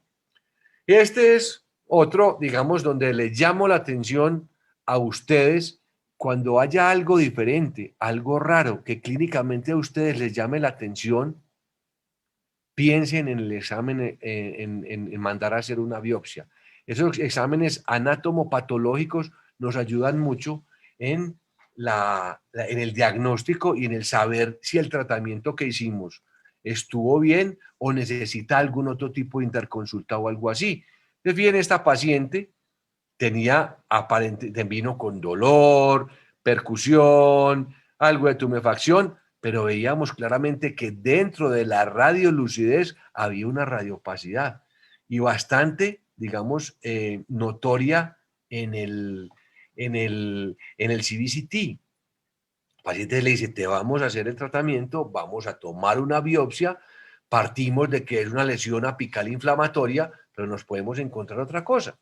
Y en la descripción entonces, la radióloga nos dice que hay ahí un osteofibroma cementificante. El tratamiento del osteofibroma cementificante es el mismo tratamiento como si fuese una lesión periapical inflamatoria, pero pudo haber sido que no, pudo haber sido un osteosarcoma o pudo haber sido alguna lesión con algo de malignidad. ¿Qué pasa si yo trato a este paciente, si no le hago una biopsia y si es otro tipo de lesión? Voy a tener inconvenientes a futuro legalmente y no estoy haciendo un buen tratamiento de mi paciente. Cuando usted dude de la composición, en este caso cuando yo llegué a la lesión, ahí no había granuloma, ahí no había quiste, ahí no había cápsula, era un tejido arenoso rodeando el espécimen o la parte más calcificada que había. Y la descripción microscópica es esa, es una cantidad de cambios cementificantes de células del cemento, por eso el carácter arenoso que se va calcificando en la mitad. Entonces este es el postoperatorio, este es un caso bastante nuevo, apenas llevo la radiografía del postoperatorio, pero la idea es que usted no escatime esfuerzos en tomar biopsias cuando dude del diagnóstico de su lesión. Ya vamos adquiriendo la capacidad de saber cuándo no es un quiste, cuándo no es un granuloma y debemos hacer biopsia siempre, siempre en estos casos y le vamos a ahorrar al paciente muchos problemas y a nosotros también. Yo no me voy a detener mucho en esta parte porque ya siempre está tardecito y yo creo que ya vamos bastante retrasaditos en tiempo. Simplemente dejarles como mensaje que la ingeniería tisular está a nuestra mano, que basado en células madre que las tiene el paciente, en biomateriales de andamio, pues el escáfolo, el andamio, que o lo podemos obtener del paciente con hueso propio del paciente o con huesos que vienen, digamos, con injertos o sustitutos óseos que nos venden y con factores de crecimiento que también podemos obtener de nuestro propio paciente, podemos llegar a hacer cosas interesantes. Como les digo, aquí voy a ir un poquitico rápido. La fibrina, que es una de las matrices biológicas con las cuales contamos en la sangre, al final de la coagulación es la fibrina. Y la fibrina es ese andamio inicial por donde se van a ir las células del hueso y las células de los tejidos para hacer una reparación. Entonces queremos estar haciendo más regeneraciones y menos reparaciones. Y ahí entonces es donde queremos utilizar todos estos materiales. Y es donde viene entonces, aquí como les digo, adelante un poquitico hasta este punto, donde lo que antes hablábamos del plasma rico en plaquetas, que llegó a tener una gran fama, digamos, y un gran auge, y se nos fue derrumbando esas esperanzas, porque lo que lográbamos era plasmas demasiado ricos en plaquetas, y las plaquetas son proinflamatorias. Entonces lo que tenemos ahora es que obtener es concentrados plaquetarios que van a tener leucocitos, concentrados plaquetarios que van a tener plaquetas, pero no tantas, y concentrados plaquetarios que van a tener fibrina. Entonces estos concentrados plaquetarios ya van a ser capaces y si les damos la oportunidad de nuevo, nos van a dar también las posibilidades de hacer algo sencillo en nuestras cirugías, no teniendo que comprar huesos externos ni comprar membranas externas, sino hacer en nuestros propios pacientes la membrana y el hueso. Este es un caso, digamos, de ingeniería tisular hecha en el consultorio, donde obtuvimos del paciente, es una cirugía convencional, pero fíjense en cómo hay una dehiscencia acá, como también tenemos falta de hueso en el 7, el famoso istmo. Se hace una cirugía apical convencional y vamos a utilizar en este caso un cerabón que es un hueso de bovino, ¿cierto? Un seno injerto, pero al paciente le sacamos un suero y sobre ese suero vamos a activar el coágulo que obtuvimos del paciente, y de una parte del coágulo se va a obtener la membrana y de otra parte se va a obtener lo que hemos llamado el sticky bone, que es un hueso, bien sea si lo obtuvimos del paciente y si no, como en este caso, que es un hueso externo, se va a tener esta consistencia de el injerto para llevar a la parte interna del paciente, y ahí van toda la información de las células, toda la información. O sea, vamos a obtener un injerto que realmente es osteoinductor, no solamente osteoconductor, porque va con las sustancias del paciente, con la necesidad de estimular en el hueso propio del paciente la posición de hueso nuevo. Y al final, como les decía, una parte, digamos, la vamos a obtener con la membrana, y esa membrana la vamos a llevar a cubrir lo que utilizaríamos como una membrana externa, y esa membrana cumple todos los papeles de una buena membrana en el paciente. Entonces, fíjense cómo en octubre del 2019 teníamos esta gran lesión perforante en vestibular, perforante en el seno maxilar, radiografía periapical en el 2020, y cómo vamos obteniendo, fíjense, la regeneración necesaria que quisiéramos en este paciente con una ingeniería tisular. Otro caso, un caso, digamos, de una posible fractura de una raíz palatina, una gran lesión en una raíz palatina. Hacemos un acceso palatino, empezamos a hacer una tinción con azul de metileno y vamos haciendo el recorte de la raíz hasta el punto donde ya no nos encontramos ningún tipo de fractura. A este paciente se le hace, digamos, el procedimiento en el mismo consultorio. Usted puede tener acceso con una bacterióloga o con alguien de un laboratorio que tenga una centrífuga, y esa centrífuga hacer en su propio consultorio el suero necesario o el plasma necesario, enriquecido con plaquetas, enriquecido con fibrina, enriquecido con leucocitos, y hacer sus propias membranas. Fíjese, estas membranas se hacen en el consultorio. Si usted tiene los aditamentos necesarios, usted es capaz de hacer en el consultorio. En este caso, se puso un cerabón también mezclado con el suero del paciente enriquecido,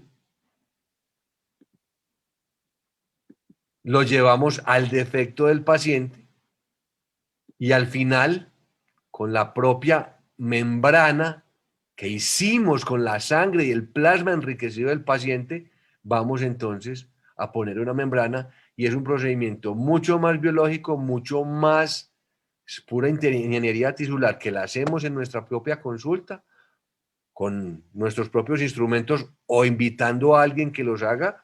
En nuestro medio hay diferentes posibilidades, digamos, de que hay personas que las hacen, pero les digo, si usted tiene los tubos de ensayo y usted tiene la centrífuga, lo puede hacer. Si usted hace parte del cuerpo de una clínica donde pueda tener estas cosas, lo puede hacer usted.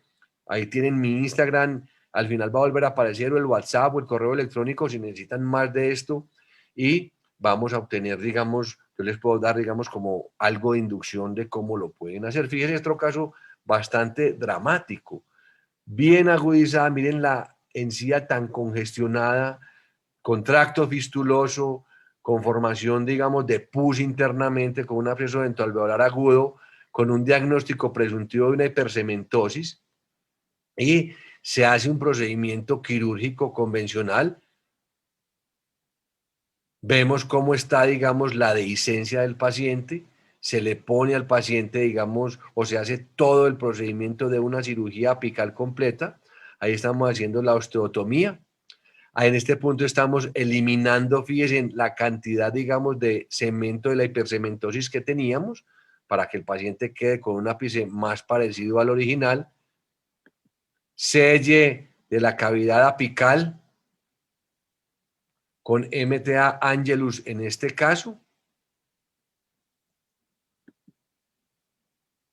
Y al paciente se le va a poner un hueso, en este caso un halo injerto, o sea, un hueso de humano, porque ese hueso humano se va a reabsorber mucho más rápido que el seno injerto. El seno injerto puede que haya posibilidades que no se absorba. Fíjense cómo lo estoy llevando seco y mezclándolo directamente con la sangre del paciente allá, pero con la sangre, no con un coágulo que tenga el paciente. Tiene que ser sangre fresca que esté saliendo de la cavidad. Las membranas se deben humedecer siempre con el plasma, digamos, o con la sangre del paciente. En este caso, si hay partes donde no se humedecen bien, se acaban de humedecer bien con solución salina para que queden de esta manera y poder hacer ya la sutura, como se ve en este caso, si en las 3 semanas, a mí me parece francamente una belleza de encía, ¿cierto? Y con una pérdida, o sea, como la teníamos originalmente en el 2019, apenas logramos hacer un seguimiento de 3 meses, pero a los 3 meses con una encía bastante buena. Entonces es posibilidades, como les digo, de dejar ahí. ¿Cuántas cirugías no fallan porque nos encontramos esta condición que estamos viendo en el video? Que es las lágrimas del cemento o el desgarre del cemento o las láminas de cemento que se van despegando por la misma infección. Entre esas láminas concéntricas que se van despegando del cemento y se van contaminando, se meten las bacterias y tiran al traste cualquier cirugía. Fíjense cómo van saliendo pedacitos de las láminas del cemento concéntricas que se iban formando. Con el ultrasonido vamos, y con la tinción de azul de metileno, fíjense cómo vamos mirando dónde están esas láminas concéntricas, ahí cómo las debemos ir quitando con el ultrasonido hasta que nos quede un cemento totalmente limpio. Aquí yo creo que como endodoncistas debemos tener punticas de periodoncia, piensa miren que ya el cemento es un cemento que nos queda totalmente limpio, un cemento que nos queda nuevo y desinfectado, y ya pasamos a hacer, pues, digamos, el procedimiento de cirugía apical completa.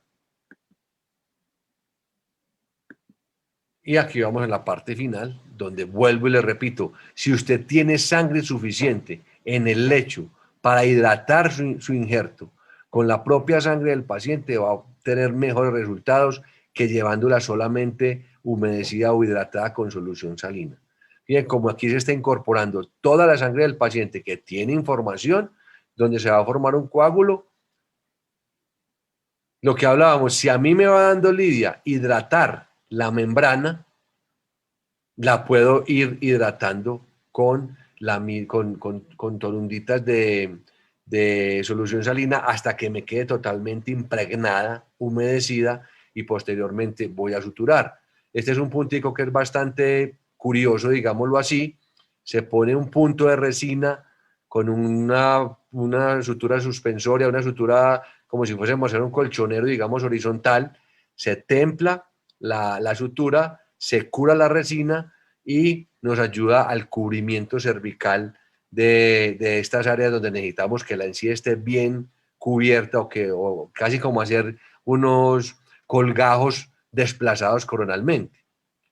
El término de cuándo utilizar o no utilizar, digamos, hacer una regeneración tisular u ósea guiada, esta diapositiva me la regaló Jorge Vera, quien él la sacó pues del libro de Kayak, donde decimos que si el defecto es pequeño y el hueso palatino es delgado, no se necesita ningún tipo de injerto, ¿cierto? Ningún tipo de regeneración tisular.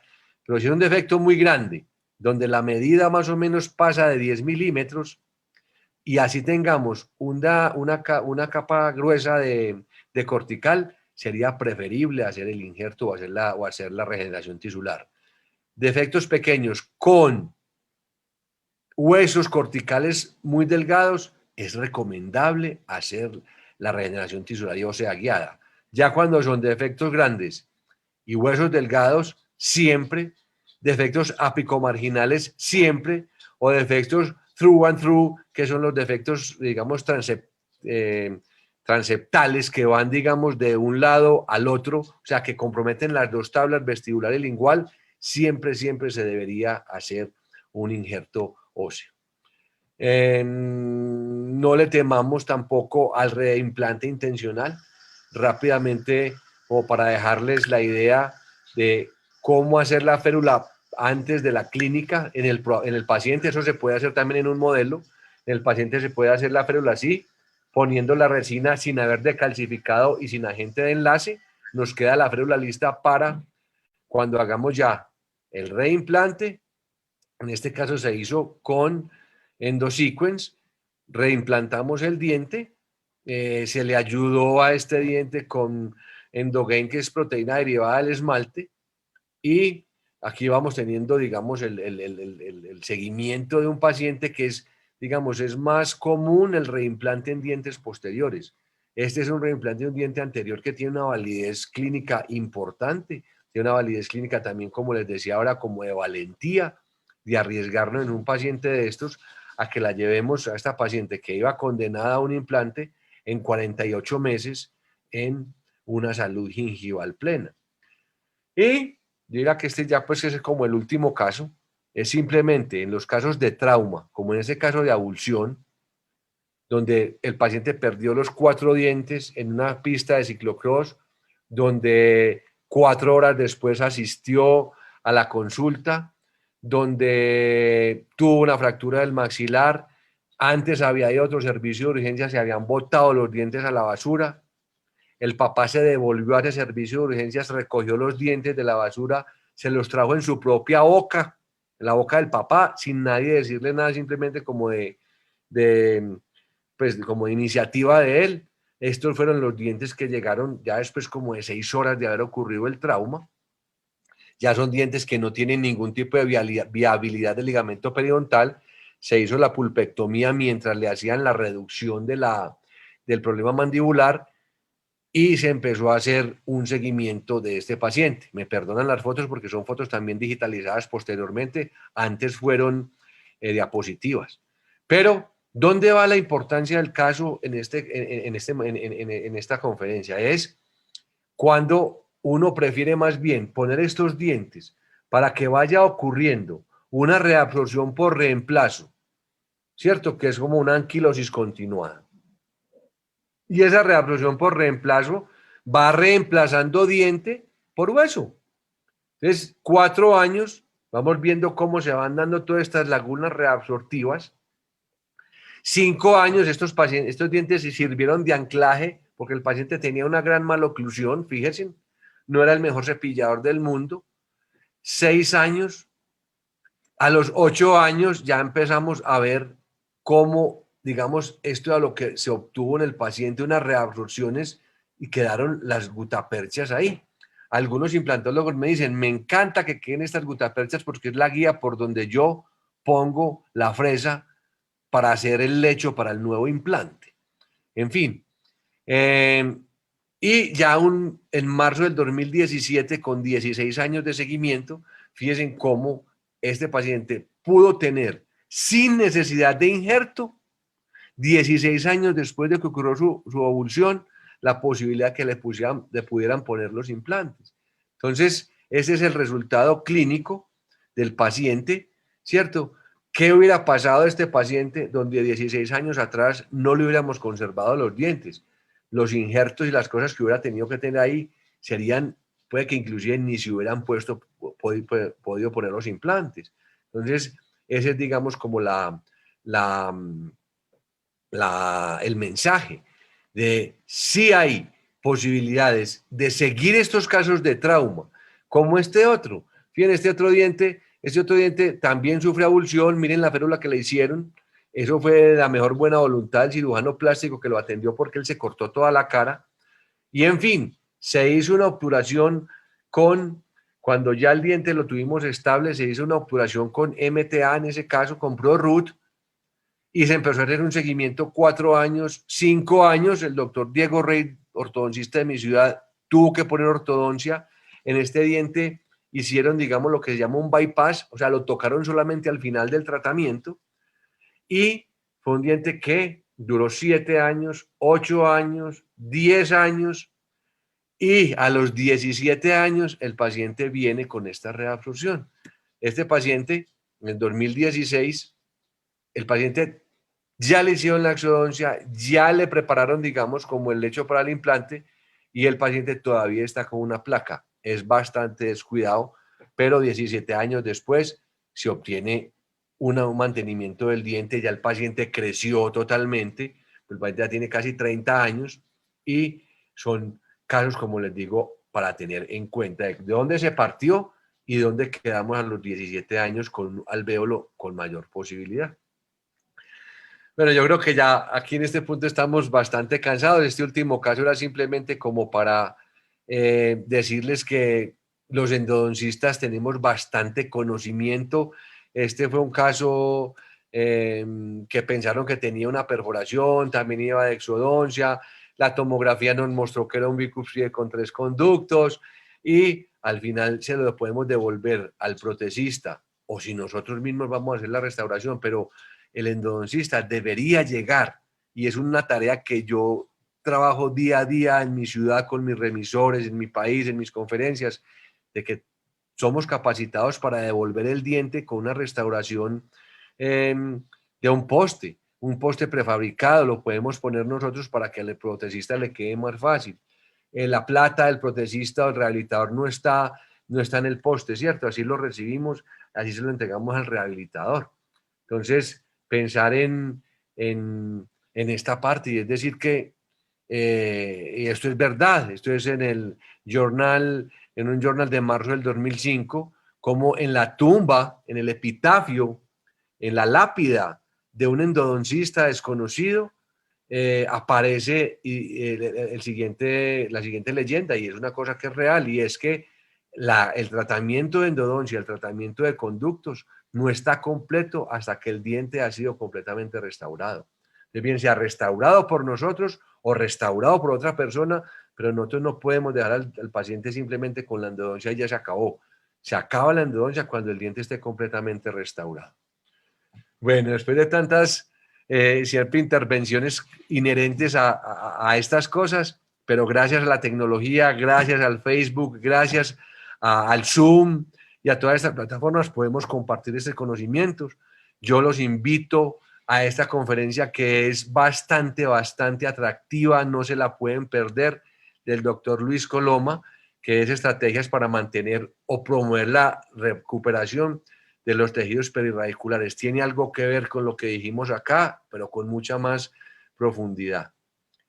Yo les deseo una buena noche, muchas gracias por estar acá, y si hay ánimo y energía para alguna pregunta, y si no, ahí les quedan las redes o les queda mi WhatsApp para que nos comuniquemos por ahí.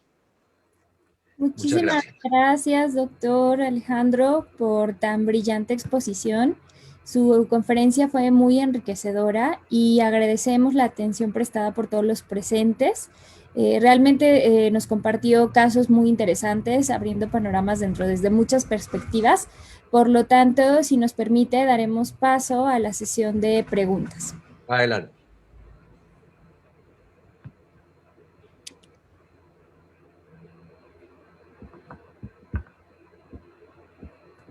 Tú tienes tu micrófono cerrado, Luis. Ahí está, listo. Doctor, excelente conferencia, tiene bastantes saludos en Facebook. Tenemos unas preguntas, al inicio preguntaron, ¿qué utiliza para irrigar cuando hace pulpotomías?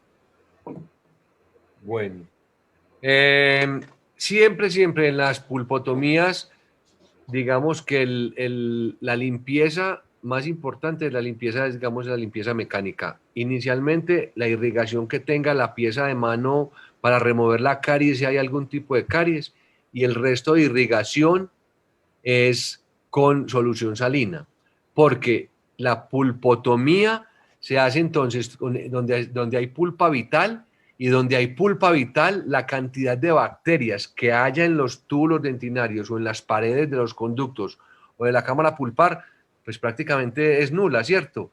O sea, no estamos haciendo una remoción de una pulpa necrótica, ni de un conducto infectado, ni de una cámara pulpar necrótica, sino que es algo que es vital. Y donde hay pulpa vital, es poco probable que haya una infestación tal de bacterias a las paredes para que haya, digamos, un fracaso porque queden bacterias ahí. Por eso también fui muy enfático en decir, se remueve el tejido pulpar y se va irrigando con solución salina hasta que seamos capaces de hacer una hemostasia simplemente con torunditas o bolitas de algodón humedecidas con solución salina. Por eso la irrigación es con solución salina. Tenemos otra preguntita. ¿Qué protocolo se maneja para la detoxificación antes de injertar e iniciar el proceso de osteointegración? También es mecánico. O sea, el manejo que le demos al ápice si estamos haciendo una cirugía apical, que es mecánico con el ultrasonido. La colocación del biocerámico o el material de obturación transapical que usted decida, pero el resto de la lesión volvemos al mismo cuento. Como son cavidades óseas y vamos a hacer un curetaje, una limpieza de esas cavidades hasta obtener hueso sano, ahí la irrigación también es simplemente limpiar con solución salina, que no nos queden restos de las, digamos, como de la lesión apical que haya, ¿cierto? En lo posible, porque si estamos cerca del seno maxilar, porque si estamos cerca de alguna estructura anatómica, fosas nasales, alguna estructura nerviosa, pues alguna parte de la cápsula se tendrá que quedar con los riesgos que eso implica, pero también la limpieza de las cavidades óseas es con solución salina y mecánicamente con cureta de Lucas o con las curetas de periodoncia que utilicemos. Muchas gracias, doctor. Otra pregunta que tenemos de la audiencia en Facebook es que en el caso de las piezas anteriores avulsionadas, cuando ya se colocaron los implantes y aún había gutapercha, ¿esto no generaría alguna consecuencia? No, la respuesta claramente es no. Acuérdense que la reacción, o sea, la gutapercha como tal es un elemento que es inerte. Hemos dicho que gutaperchoclastos no existen, ¿cierto? Pero con el paso del tiempo vemos que algunos conos de gutapercha que se quedan incluidos en el hueso van siendo o se van desapareciendo. Y es más porque el 70% del cono de gutapercha es óxido de zinc. Si vamos a los libros base, vemos que hay resinas, gutapercha y hay gran cantidad de óxido de zinc. Y este óxido de zinc es el que se puede atacar por la humedad o por las células fagocíticas. Pero no importa.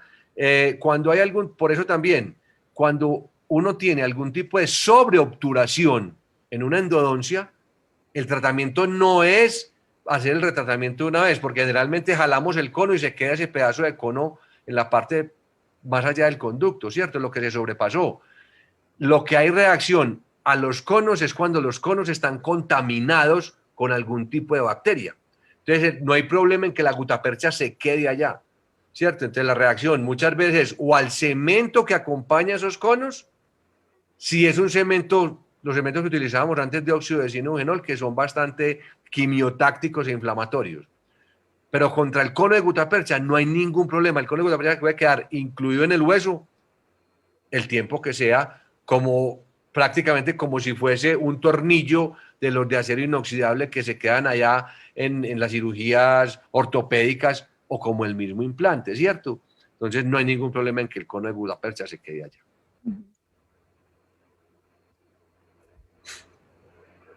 Muchas gracias, doctor. Bueno, gracias, doctor Alejandro Jaramillo, por profundizar en el tema, atender las dudas y preguntas de los participantes. Usted ya forma parte de Endos Buenas Notas. Gracias a los doctores que nos acompañaron hasta el final. Quiero invitarlos a que sigan el grupo de Facebook, compartan sus casos clínicos y recuerden estar atentos a la siguiente sesión. Recuerden que todos ya somos Endos Buenas Notas. Que tengan una buena noche. Buenas noches, hasta luego. Se cuidan. Millón gracias.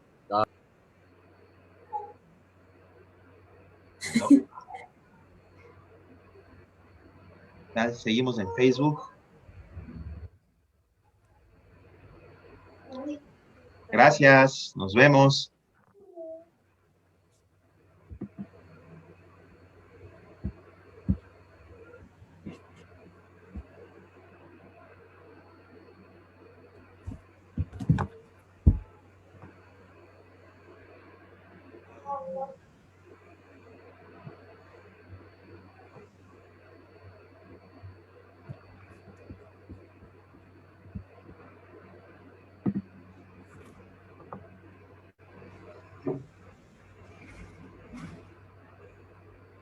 Gracias.